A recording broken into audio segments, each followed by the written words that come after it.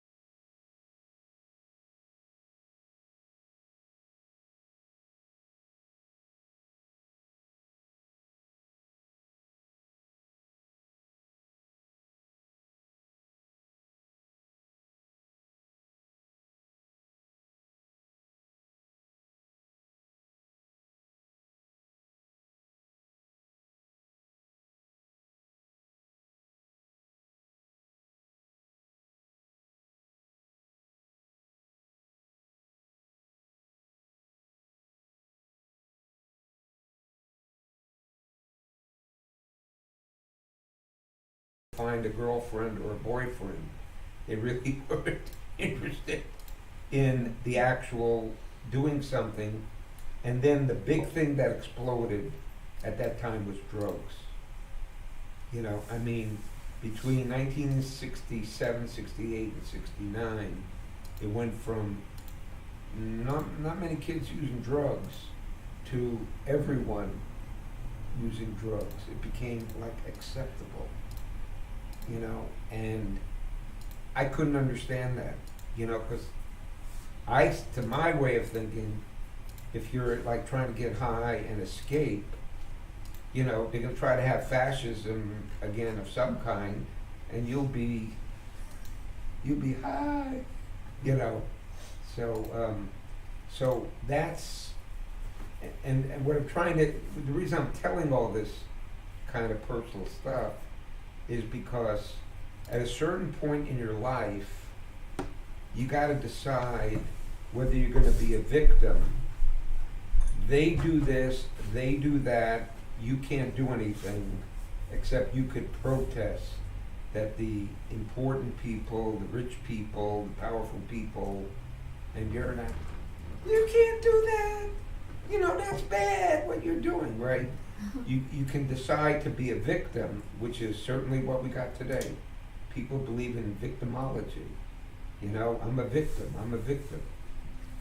Or you can say, how do I replace the failed policy with one that actually is appropriate, that is human, that is what makes us different from animals.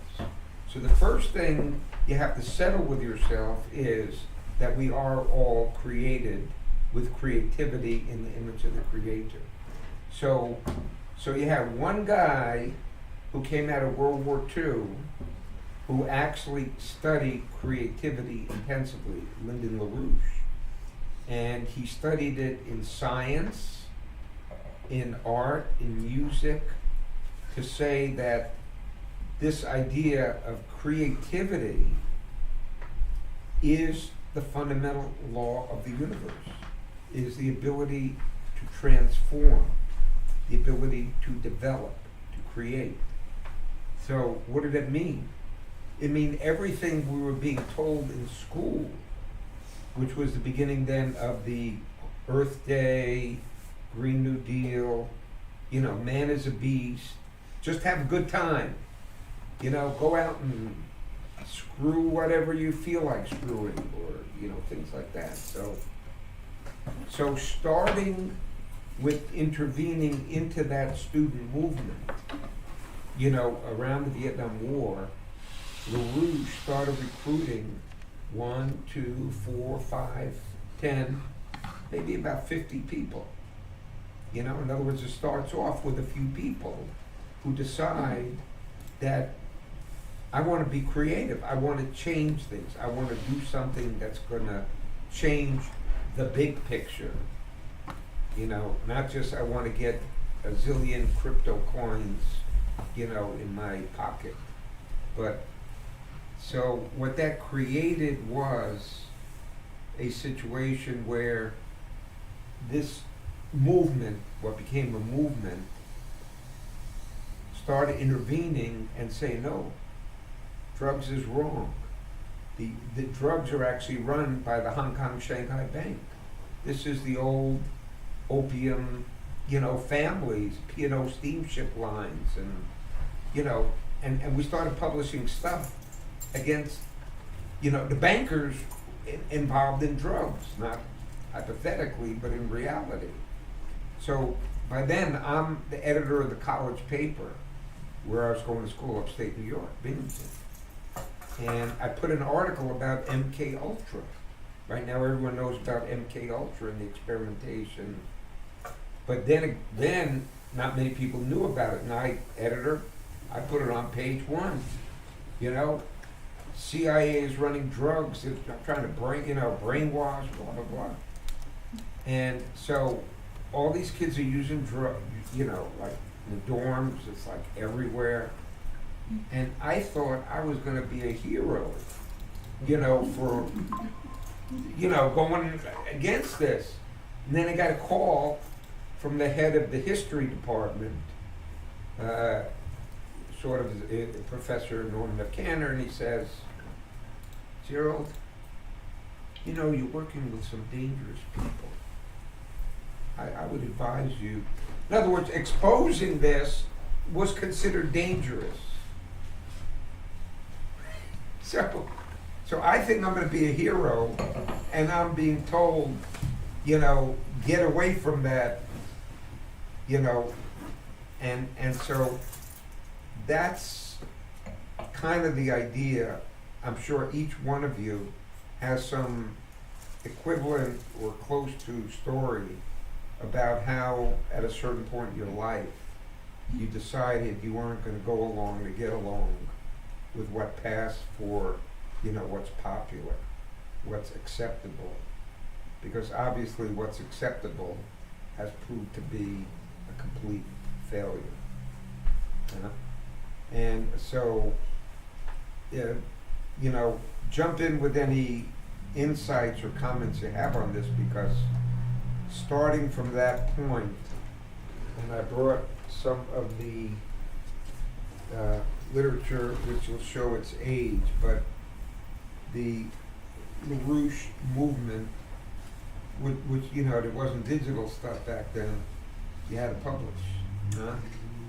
LaRouche came up with the idea of Strategic Defense Initiative.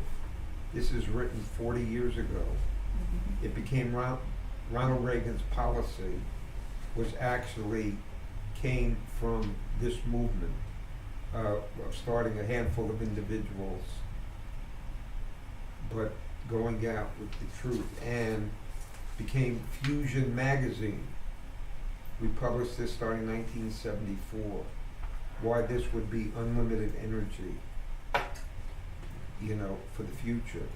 And as Arjun pointed out recently, at Lawrence Livermore Labs, they actually achieved and sustained a fusion reaction, creating more energy than went into the reaction coming out. So, another part of, here's one, I didn't even remember this. We wrote one called Satan in the Schoolyard. This was 30 years ago, 1993, 30 years ago. Here's in the beginning. Police estimate as many as 50,000 young children per year disappear in the United States. Many of these children are lured into a satanic underworld where they subject to cruel sadomasochistic tortures. Some are ritualistically murdered. We were on this 30 years ago. And it's still happening. And it's still going on. Mm-hmm. Yeah. Oh, Jesus. Yeah. So we name the names, and so what were the names back then that you named? Who's? You can read it. Okay. It's one of the main things we went after was the Episcopal Cathedral of St. John the Divine In New York. near Columbia University in Manhattan, the seat of the High Anglican Church in America's upper crust. Bishop Paul Moore, the head of the New York Episcopal Archdiocese, this was from one of America's oldest and wealthiest blue blood families. And I had a particular run-in with Archbishop Weekland when we won these elections in '86, and he was pushing the IMF austerity against third world countries. We presented him a pound of liver, to exemplify, this is what you're doing. And he went berserk. And it turns out later he was a pedophile with, there's been a big problem in the Catholic Church, on this. So when we would say these are the policies we need, and this one, I didn't even remember, this is from 1980, War on Drugs, which we actually both this one, War on Drugs, and the one on fusion, started these magazines from scratch. We had over 100,000 subscribers within a year and a half, just person to person, standing out on the streets. We were famous in the post offices, in the airports. We had a famous sign, "Feed Jane Fonda to the whales." You know. Do any of those exist today? Everything's online today. Oh, but I mean, new publications, they're not coming out still. Right. They're not in this form, they, which is another whole story. But I think with digital, we might be able to take these older things and put them online. Yeah. So not that you're going to want to read everything, and not that everything, I'm not in any way, shape, or form saying everything in this is like 100% true. But what I am saying is that what I'm trying to get across is the idea is that victimology doesn't work. What is better is to try to unite people who have a similar love of human beings. And each may have different talents. Each may have different, priorities. But if you have the fundamental about the idea of, what I learned in Hebrew school for 7 years, God created man. Oh, yes. And people, and man is good. People are good. People are not bad. People are good. That's a good, because the more minds you have, the more creativity you have, the more discovery you have, the more better future you have for the next generation. So all these are examples, SDI, all right. We actually put on Shakespeare plays. I was one of the lead roles, and Minnie was one of the lead roles in, we did 4-hour King Lear in 6 presentations in public parks in Chicago. You want to really have fun, actually be in a Shakespeare play. Not just study some academic discussion of it, but get inside it, And Mindy has done this kind of thing with music. She played Mozart's Bassoon Concerto, I think it was in front of 1,000 people in Virginia in the early 1980s, right? In other words, to take classical ideas and apply it to the circumstances you find. And then, just one other thing I want to say, and then I'll stop and say something to you guys are saying, is in the 70s, there was a whole movement, and a lot of it came out of California. This Aquarian movement, this idea of, the Grateful Dead and, Haight-Ashbury and all this kind of stuff. And the axiomatic assumption that was being pushed is that psychosis is normality. Okay? So, in other words, from the standpoint of creativity, man in the image of the Creator, you can write a play, you can compose music, you can become a great mayor, you can become a great whatever. But from the standpoint of this R.D. Lang and these people like this, you're essentially an animal, and your freedom is to go around, pissing on the streets, whatever you feel like. And the crazier it was, that's really you, you know. And so LaRouche said that's not human, that's animal.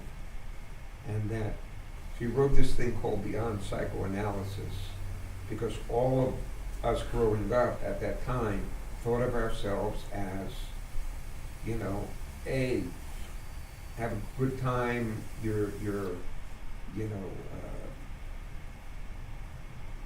your physical, you know, your physical whatevers come first, not your creative mind. And so he showed the three kind of views: creativity, neurosis, which is what was basically taught Freudian psychology, right? You got creative, but you can't really be creative because you're neurotic, right? You have these other things that block it, and that's just the way it is, you know? You know, and you go to a psychiatrist and you pay a lot of money to find out how Yes.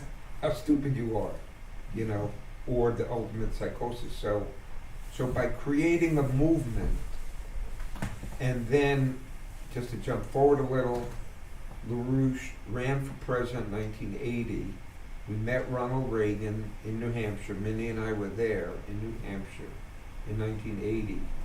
And Reagan and LaRouche hit it off to the point where LaRouche was called in as an advisor in the Reagan administration and came up with the policies such as SDI that Reagan made the policy of the United States. What's it say? Strategic? Why we need urgently a strategic defense initiative. And that's what Trump currently is calling for. Strategic, he's mentioned it in New Hampshire. Yeah. So the conclusion is that because the universe is good, because human beings are good, if you act this way toward creativity, the universe is going to come your way. And that is a greater power than all of the bullshit and the manipulation. And just to close it out, so I, in 68, supported Gene McCarthy. 72, I went and campaigned for George McGovern. I was like not even 20 years old in New Hampshire. Then LaRouche became a third party. It was called the U.S. Labor Party. I ran for Congress when I was 26 on a third party. And so if you have this idea that everyone agrees and humanity should be cooperating, you see, well, which party or which political structure has the best chance to do it, you know, to do that. And what happened is the Democrats went lunatic. The Democrats went into wokeness. The Democrats went into Obama, who was a CIA family from way back. Hitler's family. Yeah. All right. So in 2016, just to bring it to the present, Trump, who had known us in New York and at one time had said, yeah, I think LaRouche would be the best president, and Trump's guy who got him to run for office, Roger Stone, he's the one who convinced Trump to run, had LaRouche in 2016. By then, LaRouche was 94. He passed away 3 years later in 2019.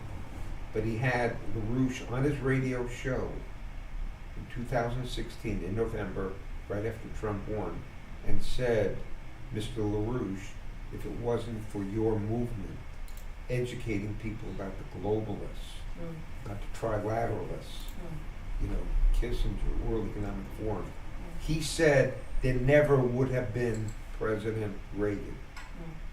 President Trump, sorry, President Trump. And that Trump agreed with you about 90% of everything. So here you have us who started off like little schmagiggies in New York, you know, in the schoolyard, Oh. didn't know shit from Shinola, but we had a basic morality. Mm. And so we tried to discover. We didn't know about nuclear power. Everyone was anti-nuclear, Earth Day. We said this is bullshit, you know? Here's nuclear, here's fusion, here's what can be done.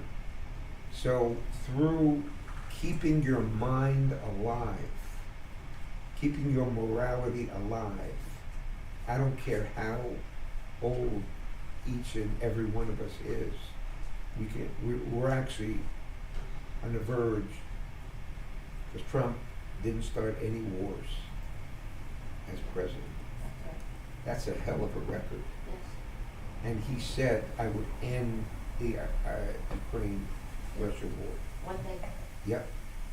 There never would have been the Gaza-Israel war, et cetera, et cetera, et cetera. So if we can succeed with this, using creativity, using something that every one of us has, right? So what I said to Arden, I'll be glad to talk about this because I don't need any notepads. I don't need any, you know, because this is what we've lived and we've seen the power. Arjun came down to the Republican convention, you know, with us. He got to meet Trump. These guys went in to meet Trump. We heard Trump. The guy, what you see is what you get. You know, he's a loudmouth New Yorker, which we are very used to. You know, that's what we grew up with.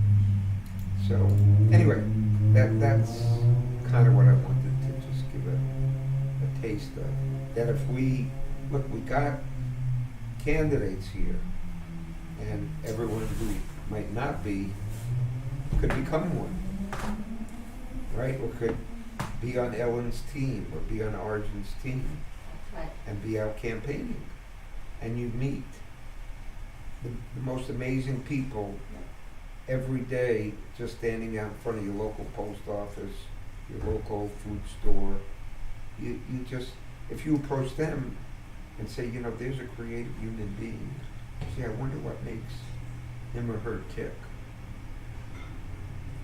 You'll find out. I know, Arjun, you guys were doing this with the, do you know what the promote the general welfare part of the Constitution? Yeah. You know, Yeah. that's one way, you know, to get people to start thinking. So, anyway, Mindy, do you want to? Let's see. Our friends have something first. I want to relate to what you're saying about to what we talked about last time at the last dinner. I had I had a printout of the declaration, and I asked everybody what is the most important part of this document. It was 1776 and it was signed. Can't do anything. Yeah, I They know. say it declaration. They say it out loud. I don't remember what everybody said. I remember what you said. So that was part one. Oh, yeah. Till And death some do other us part. people. Sounds like marriage. I thought, you know, when I started studying and researching this, I thought it was something up here with like the Declaration of Rights or the purpose statement for government or whatever. But then it hit me a lot, like several years later, the most important part is here. What is that? The individuals who sign. Button, Guinness, Yeah, that's what I said. Jim Hooper, Joseph Pecknees, John Penn, I might be reading these wrong, Edward Rutledge. There are statements here, a declaration of things that are going to happen. But all of these people agreed that this is the thing that we want to do. And we are going to work as a coordinated effort to make this document relevant. This document is irrelevant if it wasn't for these guys. We joined together and said, okay, let's work as a team on this. So that's what I wanted Gerald and Mindy to come and talk about their experience, because they have gone through that process of running as a coordinated effort. if you look at what's going on now, Mm. there's no coordination between anything. You're running your own campaign, I'm running my own campaign, other people are running, they're all running their own campaigns.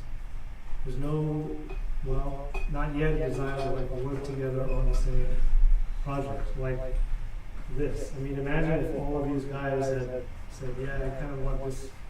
Suppose Being the idea. right is supposed to organize it, the party, like the Democrats, they organize it, they run it as a party. But here in San Francisco, the party is not moving. I don't know what you said. Huh? I don't know what I'm you saying said. because you said there's lack of coordination.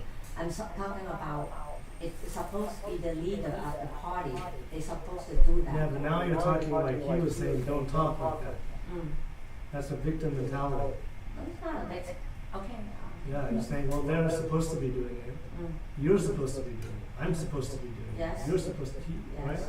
Everybody's supposed to be doing it. Yes. So these guys have done it before. Mm. The coordinated effort that they did a long time ago Yes. was to get fusion going. And now, as a result of what they did, we have this major breakthrough. Mm. And I learned today that Trump wouldn't have existed. It wouldn't have been a thing if it wasn't for that campaign too. So that's that's the power of it. These guys were all in government too, by the way. They were all government leaders already. That And it government. doesn't have to be, The people in the government, legislature. that government is a people's government from the grassroots, from the, They they were- really want it, we They really were all want it. in they were all in the empire government. I can give you an example of this, what I think Arjun is trying to get at, cooperative effort instead of being a victim. In March of last year, 2023, Article came out in the San Francisco Chronicle and the LA Times that quoted UC Berkeley's public opinion pollsters. What they said, this was in the main papers, Ron DeSantis is much more popular in California than Donald Trump.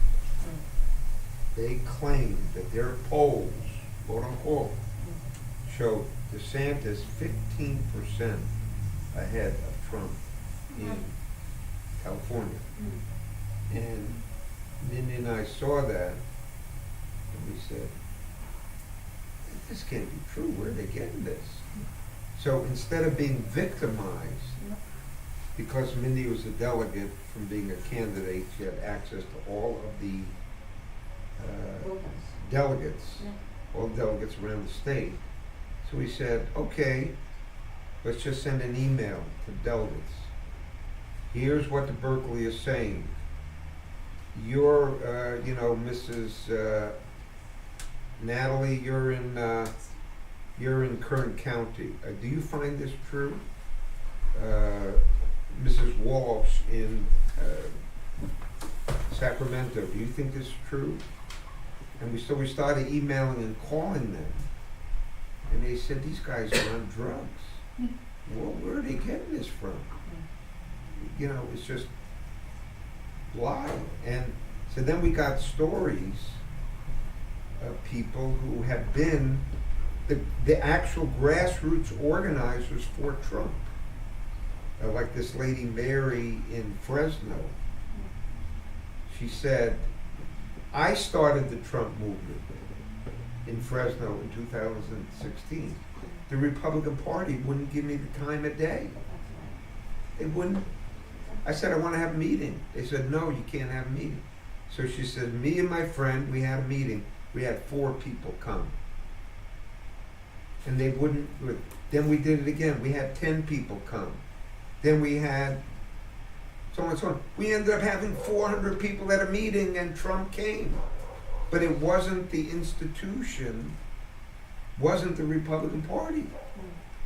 I mean, right now, today, Trump doesn't even have an official office in California. Trump's campaign is just us, the grassroots, with no titles, with no you know, lapel pins and, you know, whatever else. A few hats. It's just strictly the people who decided not to be victims and to take I responsibility. just want to add one thing into that, because the step when after the The DeSantis DeSantis poll came out. is We actually decided to, with talking to some friends, that we were going to form a new movement. It was called California MAGA. And that's how we contacted the delegates, saying, you know, since, you know, we're not going to wait around for the party to do it, because they're not going to do They it. control. So we went and we created California MAGA. And much to our surprise, quite frankly, we didn't know what we were going to get. You know, we set it up for every Friday at 7 o'clock to 9 o'clock or so. You have a Zoom meeting. And it was amazing how open it was in the state for Trump. People contacting us, getting on the Zoom meetings. And so, I mean, that's, you go back to what Arjun did about those signers. If they had worked as independent people, it wouldn't have gone anywhere. It would never have been effective.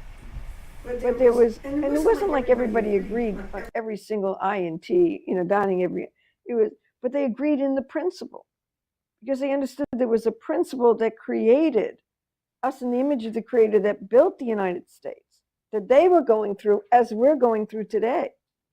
And those principles go back to Plato, it goes back to Christ, it goes back to the Sanskrit culture, it goes back to the Renaissance. And there was a process of which people like us had to make a breakthrough of what it was to actually free, you know, each period was a little different. We don't have dukes and serfs, you know, dukes anymore, and, you know, that kind of thing. But it was a fight. And it was a unified fight. And it was a unified fight, you know, Mozart didn't do it alone. Mozart was introduced to the works of Bach. That had an effect on him. Bach knew the ideas of Leibniz and Kepler. I mean, there, in other words, it wasn't divided. There's the music, there's the art, there's the politics, there's the economics, and there's the science. It used to be one unified field, where like minds in all those fields would come together in a fight to free mankind, to recognize that your individuality is located in the immortality of future generations to carry on. And that's something that guided LaRouche very directly in all his discoveries. And it also, that's what we have today, you know, with that, you know, reaching out. And I think Arjun's absolutely right about this question that you need to have. This is something we're trying to do also with California MAGA, a unified field of action. So people work together, that you're not afraid to go out with your campaigns. Because and say, I stand with Donald Trump. I stand with the ideas of Lyndon LaRouche, you know. But, you know, because if you don't stand with Donald Trump right now and he become president, and it's not he and him, I mean, he's an incredible soul, but he needs a movement of others who will have the same courage and the same quality to go out and fight around, as he calls it, in his case, the Agenda 47. You know, and guided by what Lynn brought to the plate. I mean, Lynn created a movement out of nothing. He was a top bankruptcy consultant, top in his field. He came back from World War II. He saw the country going to hell because FDR had been killed or died, but they wore him out. He died. And Truman became president. Who was Truman? Truman was a British agent. He was an agent of what we would call the Uni Party today. He undid everything that Roosevelt had tried to work for. And LaRouche, being a young man then in his 20s, coming out of World War II, he served in the India-Burma theater. And he was in India, when the Indian population was fighting for their freedom. And he was actually in Calcutta when the British came in and mowed down all the freedom fighters. And he saw it. He wasn't academic. He lived it. So when he came back and he saw the corporate America, suddenly men that he fought with in the war, come back and say, oh, I got to forget all that good stuff. I just, got to get my security clearance and keep my mouth shut. And my wife wants a new house, whatever, But he didn't bow to that. And after Kennedy was killed, Martin Luther King was killed, Bobby was killed, Malcolm X was killed, the country, as Gerald said, I was in 7th grade when Kennedy was killed. And I saw the destruction. I wasn't conscious of it politically. I didn't know anything from the CIA or any of that. But I thought it was very strange when I was in 7th grade hygiene class. And after Kennedy gets killed and the teacher comes in and says, what would you do if you found your friend with marijuana? Would you tell the parents? Would you call the police? Would you ignore it? And the funniest thing was we all looked around the class at each other and we said, what's marijuana? We had no idea what marijuana was. Why were we being asked this question? It was after Kennedy was killed, the new math came in. And to this day, I don't understand it. I wasn't going to be brainwashed by it. But there was a real effect and it was a real fight. And LaRouche knew he couldn't just go on with a career. He had to build a movement. He had to go to Gerald said he went to us younger people. I met Lynn when I was in graduate school in music at Yale. And I couldn't stand what was going on at Yale. It was a hellhole. And I said to myself, you can either waste your life getting this degree, or I had the opportunity to join with LaRouche. And that was a real learning experience because I didn't know anything politically. But I knew you should be political. And I knew God created us in his image with a creative mind. And finally, a movement that was committed to the creative process as being core of the political fight. And we built a movement. But that's what we have to do today. We're not trying to live on past history. We have to take it forward. And it's up to us in this room, as in others, to say, wait a minute. With Trump right now in the presidency, with us, we have to take this approach. We're creating something new. We're not looking to the institutions of the parties have failed. So we know the problem. And so right now, if we unite our campaigns and standing with Trump, we have a united campaigns, not here in San Francisco, in Alameda, we have people in all over the state. That's the great thing. We have people all over the state. California on Super Tuesday. Imagine if we either walk away with 169 delegates for Trump. That's how many delegates are at stake. Or darn close to it. What would that say to the world? California is a bunch of nutcases? No.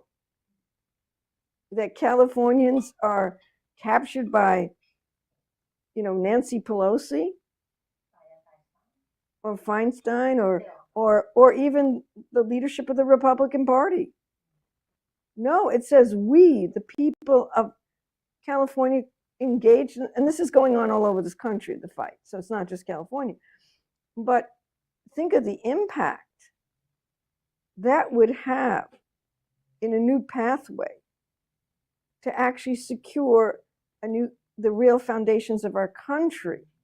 And that's where we can't be cynical.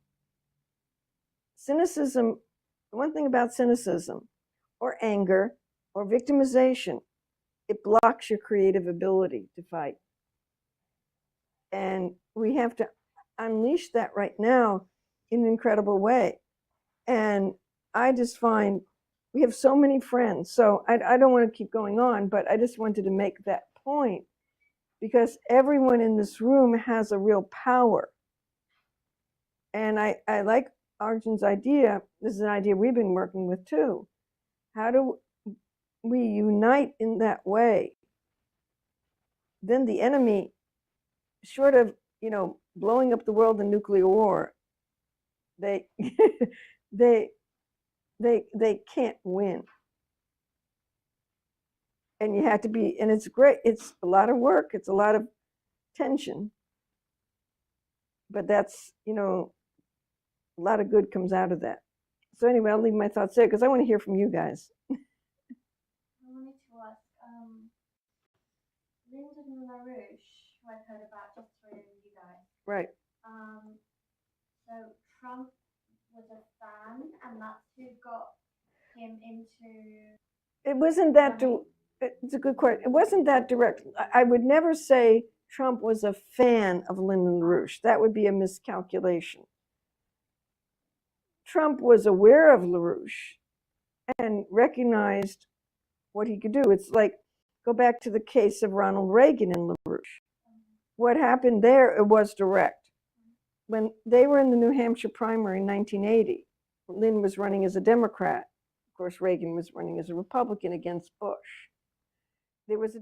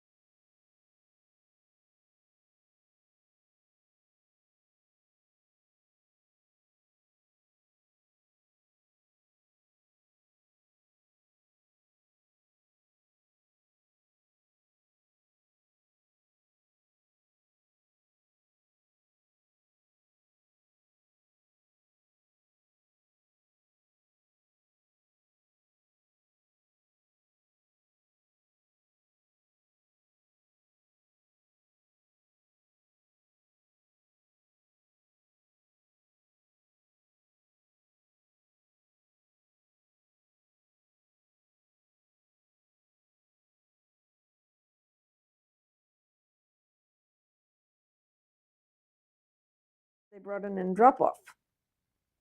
And Andropov said, "Niet. We're not going to go along with this agreement." And LaRouche said, "Well, Russia's going to collapse." He was off by 1 year in the rate. But Reagan, on March 23rd, 1983, had a White House press conference. And in it, he was going to call for the Strategic Defense Initiative. The Bushies didn't like that. So the Bushies went and cut that part out of Reagan's speech. Our friends in the White House told Reagan they had cut it out. And Reagan said, "Don't tell anybody, I'm putting it back in." So they were freaked when Reagan went on TV that night and announced the SDI. And the enemy realized LaRouche had more power and influence as not as what they call the institution of the presidency than they did at that moment. And so I think, so somebody like Trump would be totally aware of that, but it was, Trump and Lynn didn't have ever that personal connection. But what Roger Stone recognized, who did have a personal connection to our movement, the LaRouche movement, is that because of the work of Lynn and our movement, that created the basis for these ideas to be out there, created the political fight and exposure. It created a pathway of action that now Trump has taken up the mantle to. And I find it very important because if you look at Trump's first term, what most people don't realize what he fought he fought for the Artemis space program, to have a man and woman on the moon by 2024. He revived the space program. The first thing he did is pulled us out of the Paris Accord. Said, screw you to the British and the whole green agenda. He worked with every leader to bring about peace. Economic development. Drill, baby, drill. So it's that kind of, it's the effect of the power of ideas. It's as opposed to a one-on-one, which was true with Reagan. So to answer, that's how I would think about it. Yeah, go ahead. Actually, the question I meant to ask before that was why? Because I don't know anything about Lyndon LaRouche apart from you guys Right. hear his name frequently. But why do some people say or have said to you, "Oh, you guys are in a cult"? What's the issue there with Lyndon? I love that one. LaRouche? Yeah. Why are they?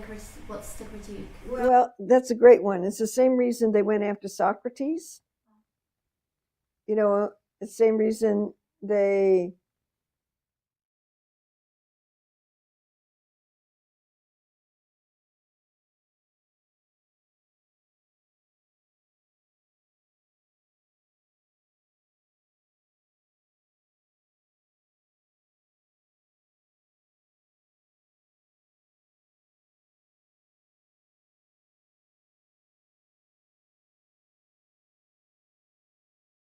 I remember when Ned and Arjun gave a talk at Wisdom Warriors, and there was some guy there who was really angry that Ned had come to give a talk because he was a LaRouchian, and he was one of us, like a freedom person. So it's like he wasn't one of okay, I get your question. Because There's so much slandered out there over the years. Yeah, it's just like, the Trump derangements, because the media, the environment, what is their line against LaRouche? They have to.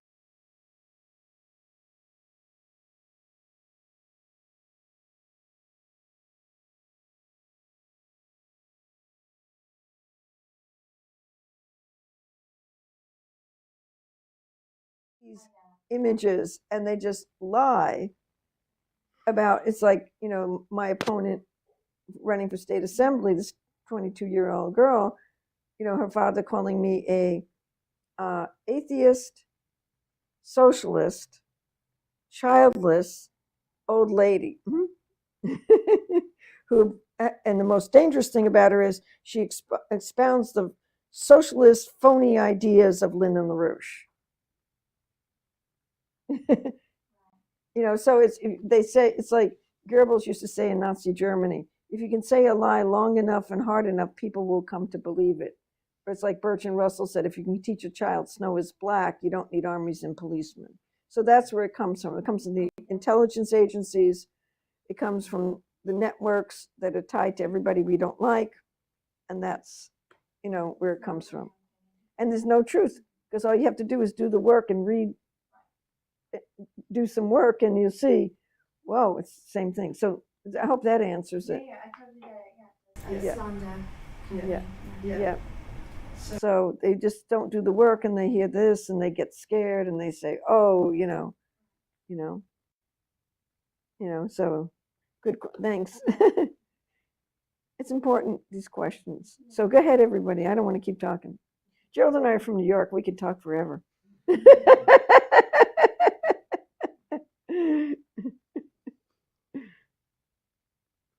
Yeah. I mean, how could you explain? Let me ask you guys. How could you explain, with all the negative coverage and bombardment, that Trump is, fill in the blank? How can you explain how he wins? He's winning these primaries. Isn't that sort of go against, Yeah, I mean, I had minor TDS for a long time. I mean, I say minor, I hated him, but it wasn't like the crazy hate that I see that seems irrational. I hated him because I thought it was rational based on what I knew, but as soon as I found out that so much that I learned were lies, I stopped the hate. I became more curious. I don't know if I'm a big fan yet, but I'm definitely, I mean, I prefer him to the Democrats. Anyone in the Democrat Party. Yeah, no, yeah, no, I think I think about it too. That's important what you said. When you found out they were lies, you stopped the hate. Yeah. And- There was evidence of that, like it all came in one fell swoop, and I just thought, gosh, I've been duped about so many things, including that, including him.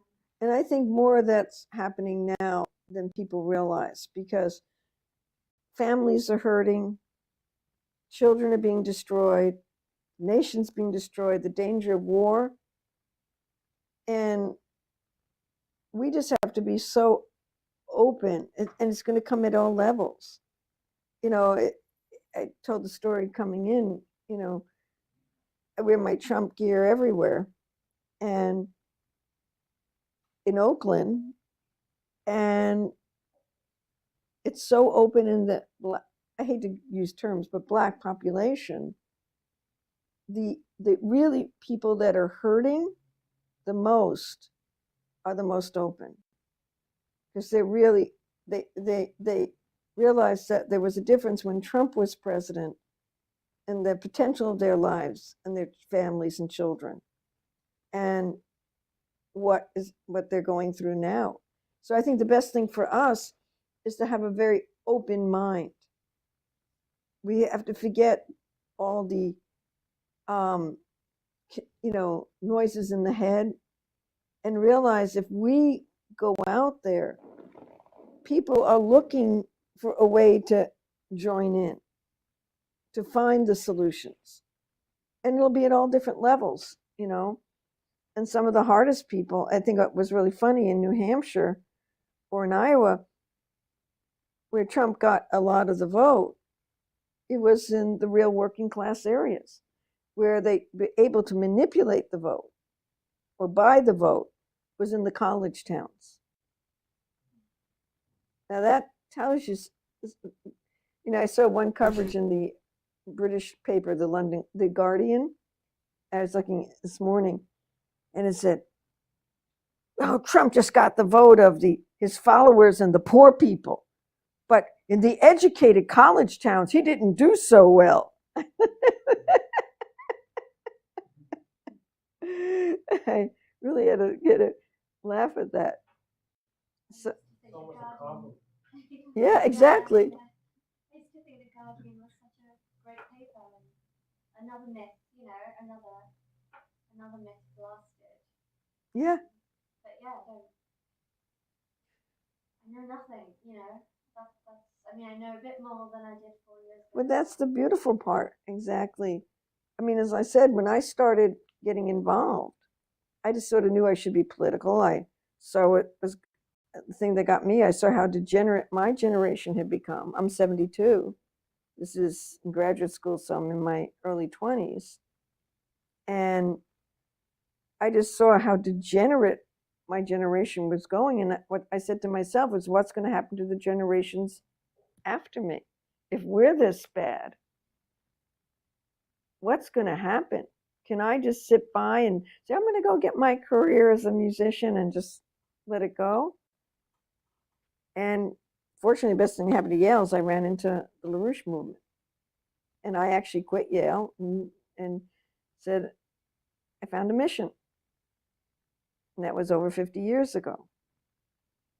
And I tell you, it keeps you young.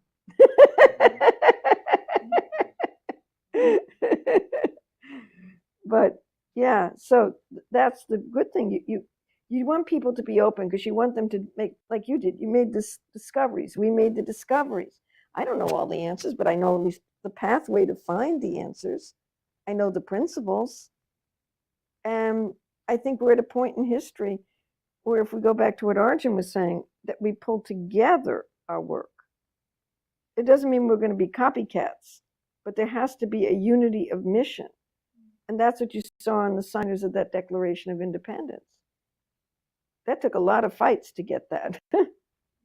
And people like Madison, Jefferson, they were on the other side of the fence of Washington. And people like Hamilton and Ben Franklin, they wanted to go with the British model of an agrarian society where, you had this, they did not like this idea of the American system based on this creative principle. But the most thing is to know you can have a lot of fun. It's a lot, sometimes it doesn't seem like fun, but a lot of fun. But go ahead. Is everyone in this room a Trump fan? I don't know. Yeah? Yeah. Good. Right. I just wondered because I'm still, I don't know who else to vote for. It's not like there's anyone else jumping out. But yeah, I just wondered. It's actually so bizarre to me that, not to make this at all about myself, but just more like I'm that person who's in this completely other demographic,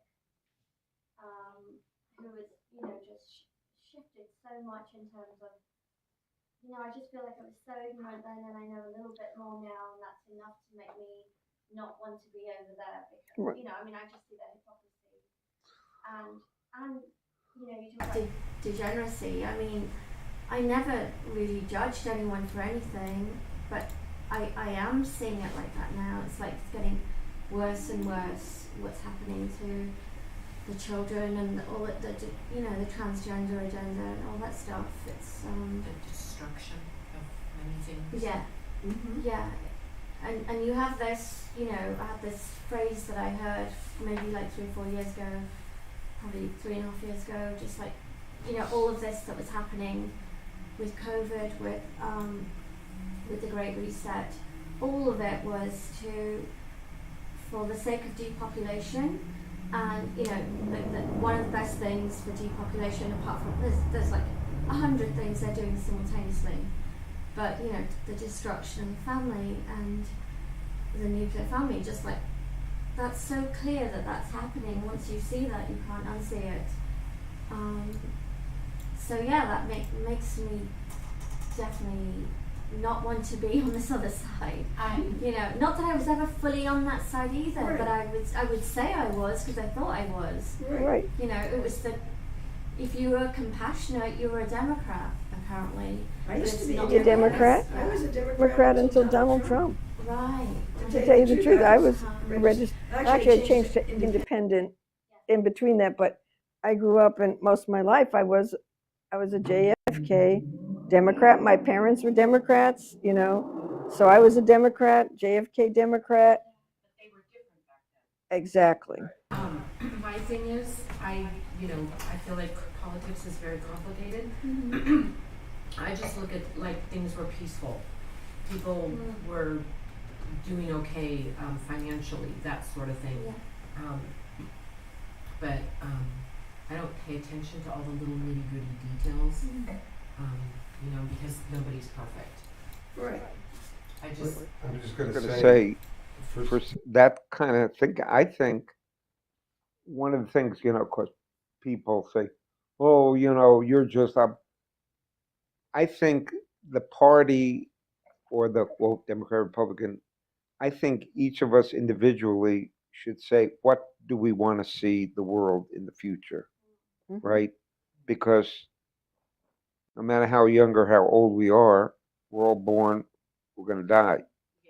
Yeah. And the real question, Mindy, is talking about immortality. How do you do something with your mortal existence, whatever number of years it is, that you can imagine that someone 25 years after you're dead will say, what she and I, what we did together gave this 25 years later, they're now on Mars, or they have done something extraordinary. And then they'll say, but it was because of what those people did in 2024 that gave us that chance. So we live because of what they did.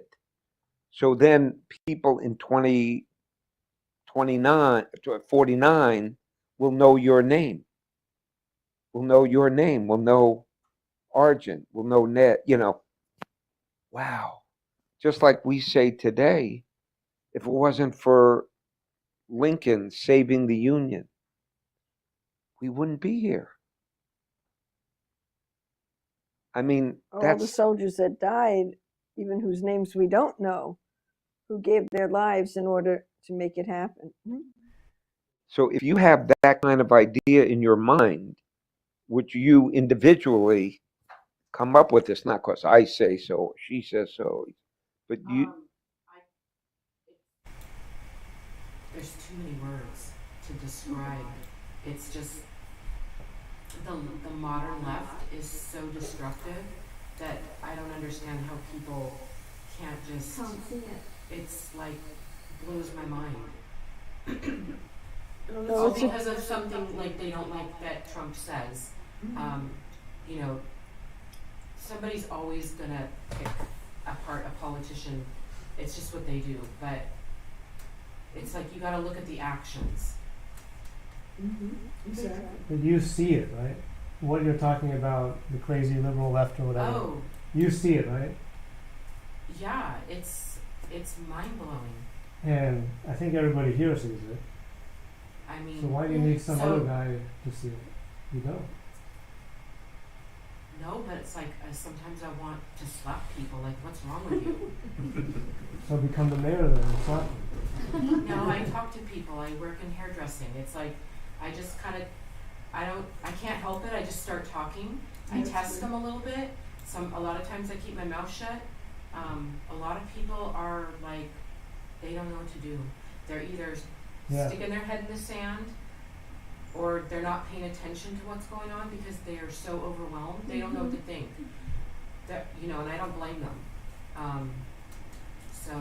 And like I remember, I never paid attention when I was voting in the past. I didn't know anything, and I was in my 30s, my 20s, my 30s. I knew nothing. And so you just explain the power of government.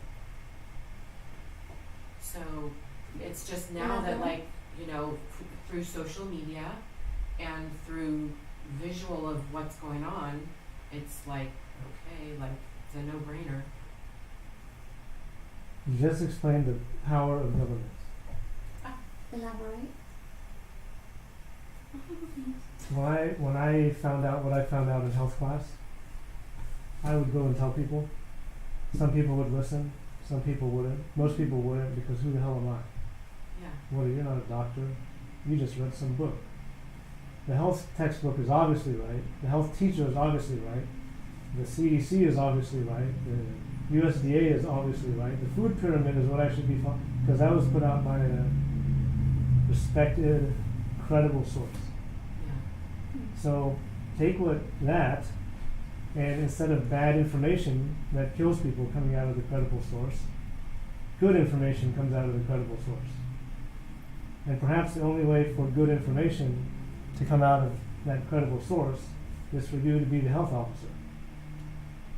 Because imagine COVID, the world economic shutdown about to happen again, and you're the health officer. How would you have handled it? I would have given it way more thought. Yeah. Way more thought instead of just,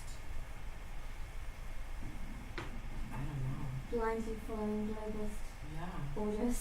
Yeah. I know there's I have a girlfriend. She's paying attention to things I post on social media. Like as far as taking care of her health. She got vaccinated. She had some strange things happen to her. She doesn't know if it was from stress-related incident or from the vaccine. And when she got sick again, she treated it differently with more natural substances. So she's slowly, and she's paying attention to stuff. So I have kind of mixed media. Would your posts have more influence if you were an authority figure? Oh God, I don't if you were the health officer and you tweeted something or you Instagrammed something, Oh, would more people be like, oh, the health officer knows what she's talking about. I'm just going to follow that. no, I mean, it would be nice, like, if people are aware and made better choices, but I wouldn't, like, want to dictate what they do. No, but he's saying if you had an official position as a health officer, like, or someone like Fauci, do you think more people would listen to you? It's just probably, right? I don't know. I mean, people listen to Fauci. Yeah, but he was so one-sided. Think about this. What if you were a candidate running for city council or whatever, county commission or whatever they call it here, and people said, oh, you're running, they say, well, hold it, she might be my boss. I mean, she might be in control if she wins the election. I better listen to what she's saying, because she may be in charge. And I want to think about, see, in other words, what I was trying to get to earlier was the idea of, okay, so you have, quote, seen this ideology of the left is fucked up, but what's the, is there a difference in your mind between saying that that's bad and you actually generating what's good? What would you replace it with? What should be done instead of what that type thinking is advocating? Can you enunciate? So for me, I grew up in New York. I love architecture. Who's the guy? Robert, who was the architect here. You know, he has a real appreciation of beautiful architecture. Well, Trump is talking about designing new cities, building new cities. And also now he's gotten into working to restore the inner cities of, you know, Philadelphia, Detroit, that kind of thing. So what kind of projects could you propose? Say, okay, I want to build a new something here, or I want to have extra, like right now. It's got to be positivity, not taking away from the people. Right. It's got to be like creating and not destroying. It's like, Right. like how do people not see that, like, it's just like, Right. I don't understand what's wrong So with that. how would we, let's just say we're all candidates here. I think people are seriously in a trance. I don't know. I think they just, like my mom, for instance, she watches the television. She's totally brainwashed. I think, That's a big part of America. yeah, television. And my mom was an OR nurse, and you know, for some reason I got into Eastern medicine or more natural medicine when I lived in Santa Cruz. I don't remember how. It just happened. And I was more healthy. My mom made me get a flu shot at age 27. She insisted, and I was never so sick in my life. And I felt it on the inside. Like my intuition was like, no. I'd rather eat garlic and ginger and I feel better than take, I don't know, it just like, people aren't in touch with themselves, I think, and the world. She should be health officer, I think. I nominate her. I want to give you an It example. really Garlic and works. ginger. I supposedly got COVID again, and I was achy for about 2.5 days, miserable, and I ate my raw garlic and my honey and all that, and I was better within 5 days. You just said something that people in this room would be like, how can you not see that? You understand? Yeah. And you just said that about Because other they people. don't know. And you don't know either, Yeah. right? I'm always learning. Yeah. So I want to give you an example on that line. Okay. What do you know about fluoride in the water supply? I don't know anything except people say it's bad. Yeah, it is bad. I just have not like researched it. Okay, who knows it's bad? Only Alright. 3 years ago, 3.5 years ago. So if we want to fix this problem, the four of us that know that it's bad, How would we go about doing that in the most effective way? Proving the facts. Well, they're already proved, you set the information out. All the 1,000 information. studies. I guess, What was you your know, question? How would we what? How would we get fluoride out of the water in the most effective way? How do we get people to not drink fluoridated water coming out of the tap? tell them they're being poisoned. How does that work? show us the evidence. How does that work for you? I'd have to have examples. No, yeah, And you if don't you know, had the right? proof. How does that work for you? Well, I don't know if fluoride is good or bad, so. Showing people facts and evidence, and Yeah, well, if I were to see, then of course I would stop drinking. how does it work for you, giving people facts and evidence? Sometimes it works, sometimes it doesn't, but to get it out of the water, it doesn't matter how many people know it's bad, because it's the people in position of the decision makers in each county or state. And we need to. They are the ones who run the show. It doesn't matter if Right. all of us think it's bad, because they have their agenda and they're not gonna change it. So you need to get in and be a decision We need maker. to sack them. It's the only way to do it. I know they've been trying in Marin for probably 20, 30 years, Yeah. and they still haven't managed to do it. So if you become health officer, Yeah, kind of. you make a mandate, fluoride, no more fluoride in the water. Done. That's true. And nobody knows. Nobody knows. What do you mean? Nobody knows. What do you mean nobody All the knows? people who don't know anything about fluoride, never cared to research it, Oh, They never knew what they happened. go to their tap, they turn on, they get the water, they and now suddenly are they're, healthier. yeah, and they have no clue. Yeah. Well, I think it just, all along, all these years, somehow, the wrong people keep making decisions for all the people. Well, I'm just gonna say one thing. When we were in New Hampshire in 1980, we were talking about the Trilateral Commission, and that Bush was in the Skull and Bones at Yale, and there were these things.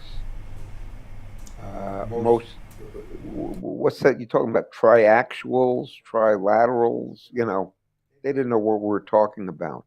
So what I'm trying to get at is today, 2024 versus 1980, it's like night and day. It's night and day. Somehow, in this span of the last 50 some odd years, and I think this is kind of like the answer to my question when I think about it, is how come the media could be shoving down this in their mouth about Trump is the, Genghis Khan squared, and yet he just won the Iowa caucus by the largest margin ever, and he just got the most votes in New Hampshire of any candidate, Democrat or Republican, running in New Hampshire. So there must be something in the water. Aren't they cheating? Yeah. Yeah. They stop cheating? No, but there's so much of an overwhelming change. They can't cheat fast enough. Okay. Right. Yeah, That's right. exactly, Tim. That's right. They're not, all we're trying to do with Mindy's suit is say, like, what would typically happen in Alameda County, like someone was winning for district attorney, a guy named Wiley, and the Soros equivalent of Chesa Bodine was like behind. They say, oh, we just got a bunch of new ballots came in the mail, 3 days, 4 days after the election. Oh, we're going to count them. And lo and behold, by the time they're finished counting at the end of another month, the Soros DA became the DA. So all we're saying is, in this pro se suit, is They shouldn't be able to do these things behind closed doors because the law says the public has a right to observe the ballots from start to finish. So whether this will succeed or not, we don't know. But you're right, just because people are pitching a fit, bringing this up, making it known, that serves as an impediment because they're getting caught. I mean, in Georgia, they just showed you can manipulate the machines with a pencil. The whatever they call that company, what's that? Dominion machines can be hacked just with a guy with a pencil right in front of everyone. So they're not. In other words, we haven't won, but we're on a trajectory. We're on a pathway towards. Instead of people looking at us cross-eyed, what are you talking about? You know, now we say the globalists, the trilateralists, the deep state. Tens and tens of millions of people know what you're talking about. That is very, very different.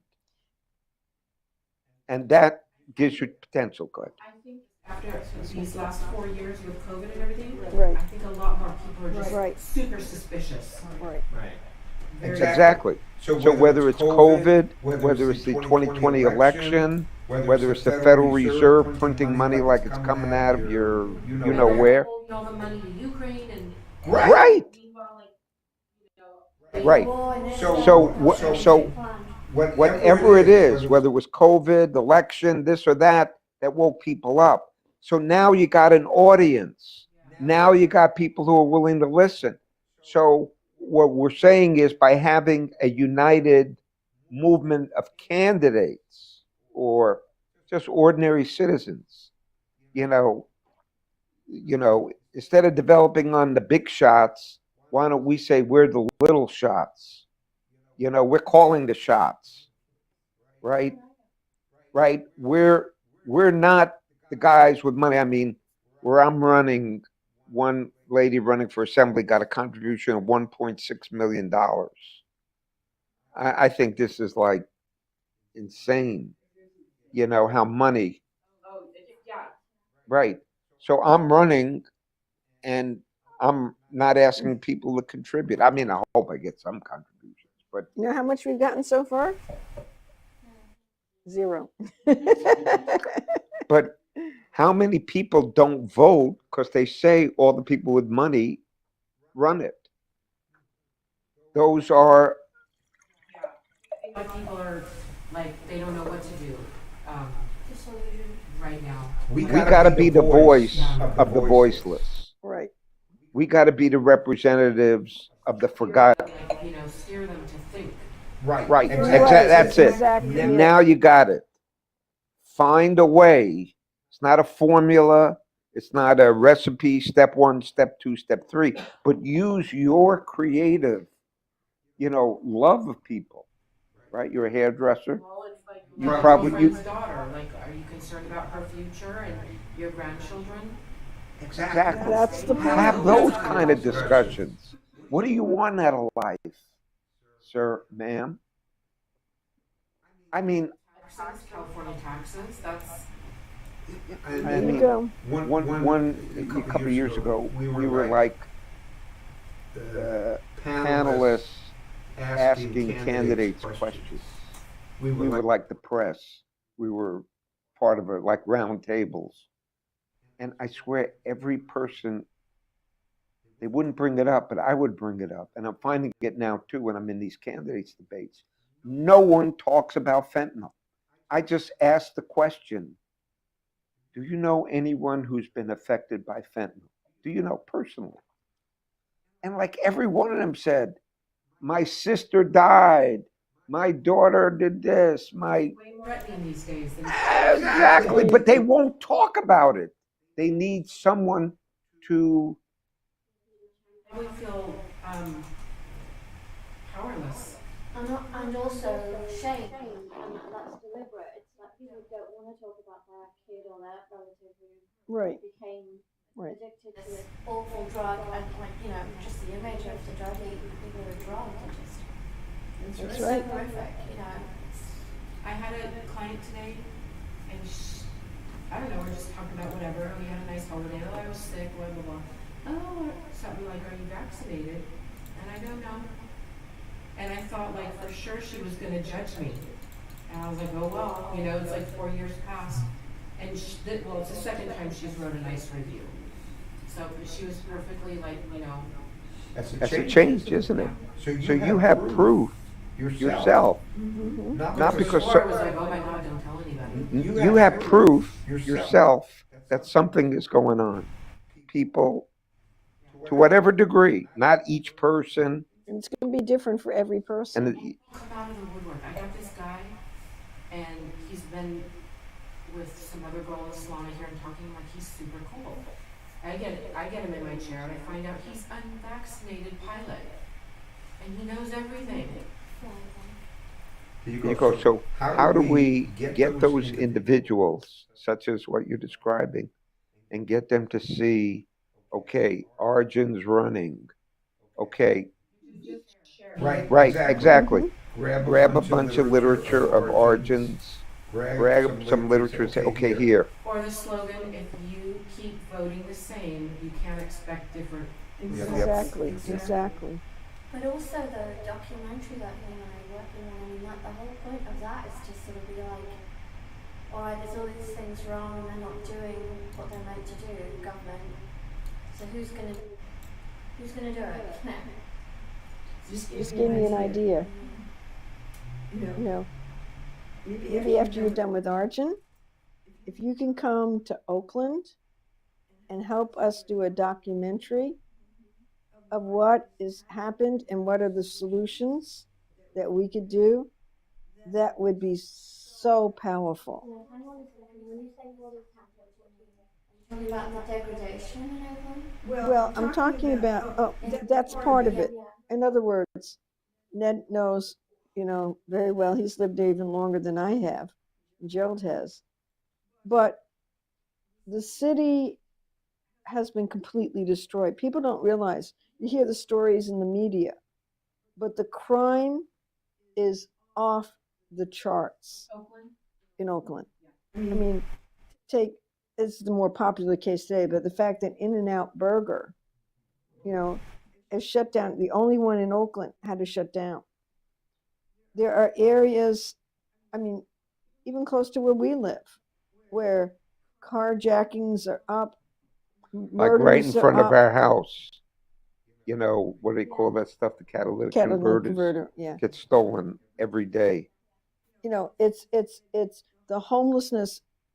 We could take you to places which not far from where we live.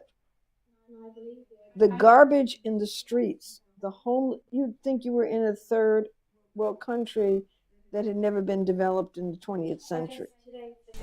Sure. A video about an organisation who are trying to raise funds, who are trying to tackle exactly that. They're called Neighbours Together Oakland. Right. Yeah, we're Seneca friends with Scott. Seneca Scott. So You know Seneca. Oh, yeah, If he he's weren't really here, we'd good. be on his call. It would be Brilliant. called Yeah, because he's it's exactly what you're saying, and they've Yeah. been fighting it, and we need that here too. But yeah, I mean, I really love like this narration that Seneca's narrating over this almost 4-minute video that I made for them. He's breaking down everything that's happened. I mean, he's showing, he's stating, and I'm showing everything. You know, all the degradation, the mess, you know, just how how everyone in Oakland is a victim. You know, whether they're a landlord, whether they're somebody who's been assaulted or killed or, you know, burglarized or. But yeah, I like it because it really does explain why it's happening, which is all these NGOs. And who've he, been- look, who've he's come in- Coretta Scott King's nephew. Yeah. And I'm no longer a Democrat. I mean, he refuses to be a Republican. I've talked to him, but And I just found out only this week that he's also a non-COVIDian and hates masks. And like there's one little thing that I put, because I needed a better shot of the garden, and there was like a couple of people with masks on, and the guy who I was talking to, he was like being the intermediary, he's like, you gotta take that out because Seneca hates masks. It's like, I hate masks so much too. I said I was just, short of material, but that was so great to hear. He knows what's up on that score too. Yeah, absolutely. The whole COVID scam, Yeah, no, we've been working with him. He is. So impressed. I mean, just from making this video, I met him once. You need people like that. He should be part of this. Yep, Yeah, he is. he's not- You were going to say something? Just random. I go to Oakland and Berkeley sometimes to get rid of like stuff at Crossroads or whatever. Mhm. I had nothing but positive experiences yesterday. Like a random black guy helping me to Right. get my bags into the store for me. Right. And then the security guard helping me. Blah blah blah. I go there, once in a while, but only in like certain locations. Yeah. But I think what you're saying about the hairdresser, just sort of get your toes wet a little yeah, I just in going out campaigning. What we're discussing, for example, with Arjun, is having like it's called a Trump train. It's like a procession of cars, and so on. That'll go. Arjun said he wants to do it. We want to do it. It's just everyone will gather like on a Saturday or something, and we'll just go through the streets. We'll have literature and signs pasted on the cars and see what happens. Just have a good time. So that's the kind of thing where okay, it's sort of like the old one-room school. We've been doing this 50 years, so maybe this old saying, in the land of the blind, the one-eyed man is king. So we know certain things, and then there's people who know maybe less, but they know plenty. Fifth grade, and then they teach the third grade, and then they teach the first grade. So yeah, maybe when I try to talk to people, if they're kind of like they open up to talking, just say, do you want a continuation of what's been going on, or do you want to make it? Do you want to just try just be different? It's not going to hurt. Can't get any worse. That's for sure.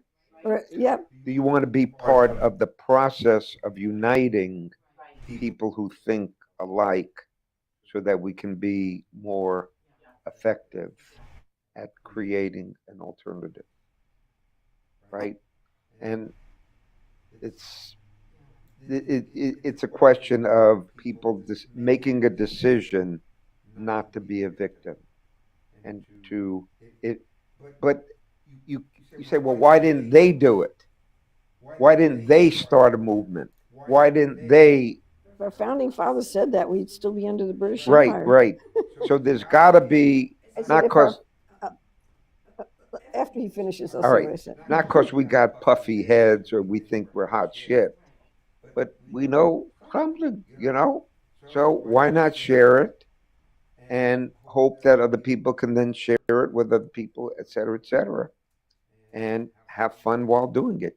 Because you can't do this like a Kantian, you must. You'll never get anywhere, right? But you make it fun. You make it, right. But the fact that you made a decision to be part of that process, that's the key. Because then, you might come up with the greatest idea that we never thought Yeah, of. Exactly. That's what collaboration does. And it's saying, imagine if our founding fathers had sat around saying, well, why don't they do it? We wouldn't be here today. And the collaboration is what produces the ideas, because each one of us brings something to the plate. And that's why it's ironic you're working with Seneca. That's great. Just finished it Great. And I'd love it if, because I think the three of us need your help. And, because I'd love it if you could help us do some, with our campaigns in the short time we still have, to do something where our solutions to Oakland, or our solutions to How to rebuild the city. how to rebuild the What are cities, your and what ideas is our of the visions, and projects? we need help to do that. If we can somehow squeeze it in. Let's talk about what you need and schedule and all that stuff. Yeah. That would be great I've because made 2 campaign videos already. Yeah. One for Arjun, which just the last scene got shot today, and one for Jason. that would be great because one of the things I can say for my campaign is with the 22-year-old that's running against me. She has a PR firm and she's putting out all these videos and doing all this stuff. Munya. And it's all a little bit vacuous, look at me, I'm cute, but, when I'm against transgenderism and that kind of thing. But I'd like to get, and then we can combine, because we have our 3 campaigns, which are on the same district. Gerald's getting a lot of interviews because of the nature of the Board of Supervisors campaign. And then if we have Ned, I, and Gerald as a unit, and Arjun, and any of you guys from here, saying, wait a minute, we got not only here, but we're working with San Francisco. Yeah, but we have a lot of people in our so-called sane or freedom group in San Francisco. They used to be truckers, but very few are. There used to be trumpets, like who? Yeah, the book club and everybody who started but they all coming used to to the be now? classes. But they're not now. They're they don't know who they're for. It's going to be I'm not a Kennedy trumper. What? But I'm not a trumper. But No, but see, I'm willing to support people who are doing good things. but they, what I'm saying is that they were trumpers. Right. They really, really, but considering what happened the last 4 years, they're not.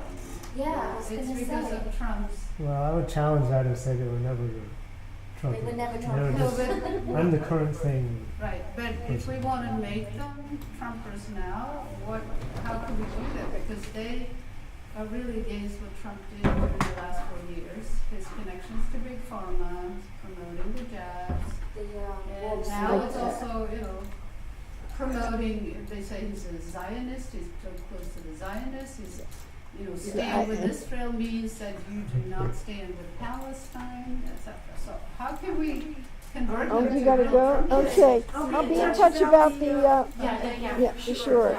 Okay, great. None of them are going to vote for Trump that I know. Here's my phone number in there. I'm not on that signal. I don't go on signal much, but when I do, Why don't you write I'm always yours so down behind that I back here? No, but it used to be Viva. Oh, she's got it in the phone, okay. Yeah. Yeah. But I would say that Counters certain better Thanks a lot. I have 2 ideas on that from what you're bringing up. One also is, this would be really good, because this goes, and this would be good too, I want to give you a copy. This goes through Trump's Agenda 47. In other words, it goes through what his actual thinking and policies are. And it's a way to at least get into what he's actually thinking versus just the rallies. The thing with people like that, we have 2 options, because I know the thing with, look, they have to understand what happened during the COVID period, which Trump waged a fight against Fauci, against the big pharma. He was calling for ivermectin. He was calling for, he didn't want to do, but people understand when you're president, and especially when you're somebody who's not in the circuits, is that he really got a lot. Everything he tried to do differently, he got shot down, shot down, shot down, shot down. Right, you can, not directly, but you can if the population is with you. And that's the question for all these people against Big Pharma. My challenge to them is, okay, remember, they have to become political. What I mean by that is they have to become thinkers. not reactors. Do Do they know what Trump really was trying to do? Do they know the pressures? I would say to them, okay, put yourself, you're president. How would you stand up against all? And I found Peter Navarro's book where he wrote, I forget the name of it now, but he wrote a book about what Trump was trying to do against Big Pharma, against all this stuff. And by the way, they just sentenced Peter Navarro to what, 4 4 years, in 4 prison months and a in fine. prison. Yeah. You know, but it's not simply an issues question. And people have to understand the dynamic. That's why you have to have a strong population that's not going to be gang counter gang. What I mean by that is the way the enemy works, the British intelligence and the Uni Party, the globalists, whatever name you want to give them, is they set up gang counter gang. You know, they did this during the Vietnam War. And they do it all the time. That, okay,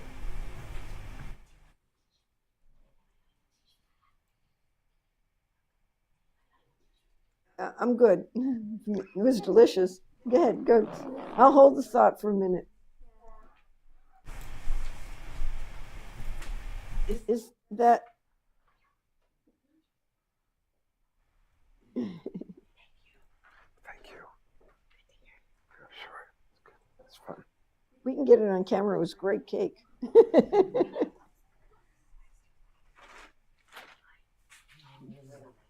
What?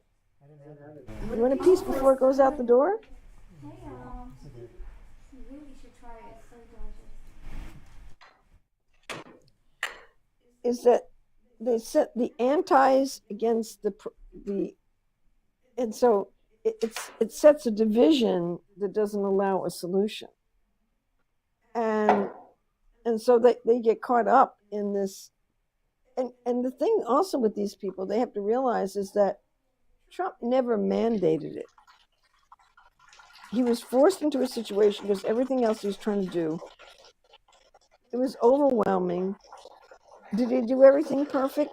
No. Give me somebody that does everything perfect and you got, but he was up against, and people who hold on to that are missing the bigger picture. And we got to get them to see the bigger picture.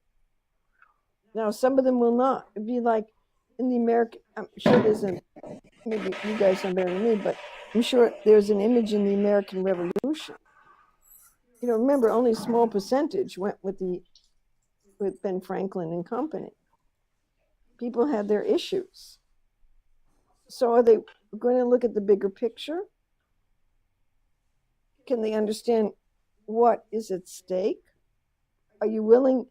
Isn't nuclear war a little bit more dangerous? I mean, I'm just giving flanks on it.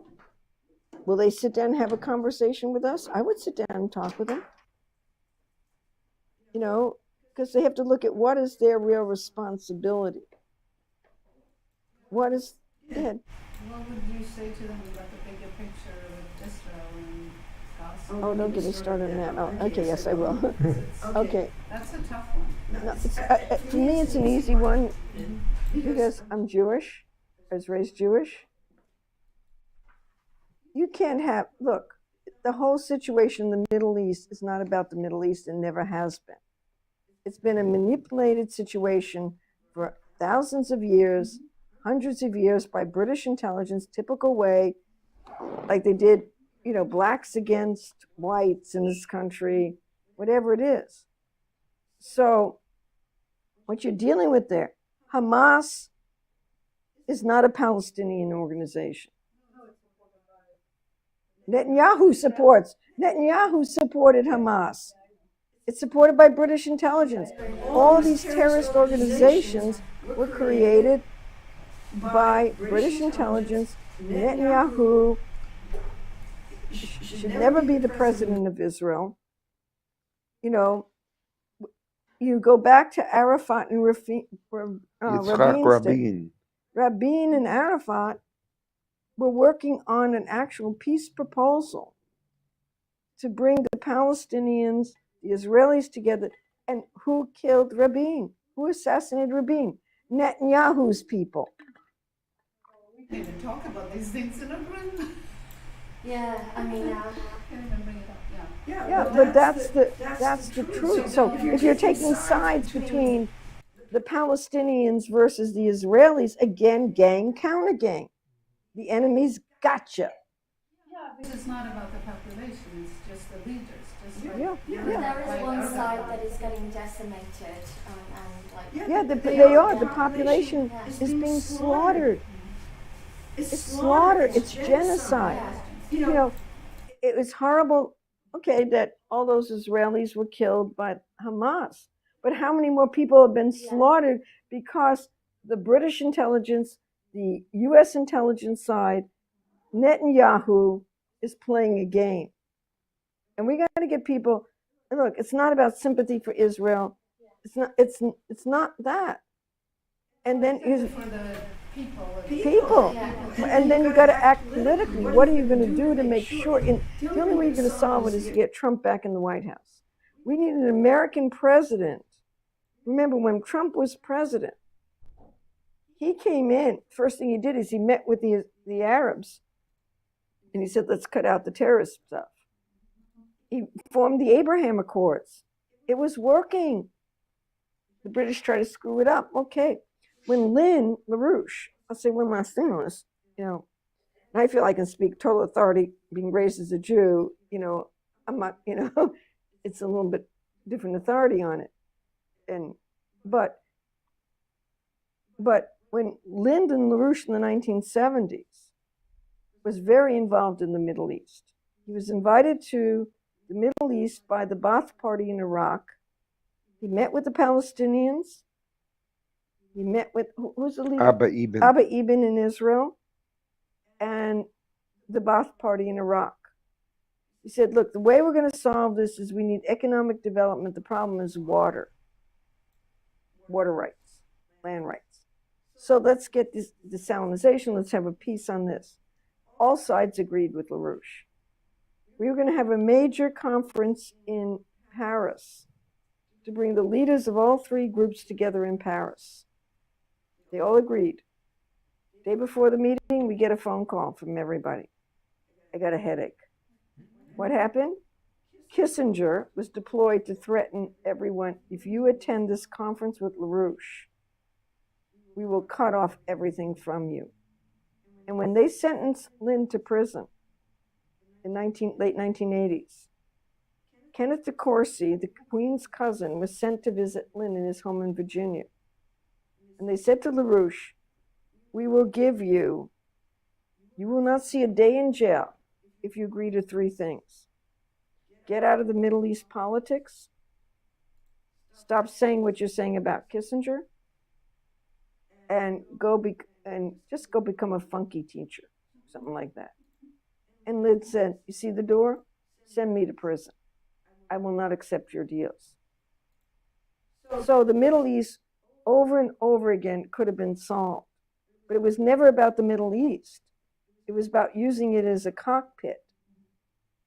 So I'll get off my, I'm very passionate about this question because it's so wrong.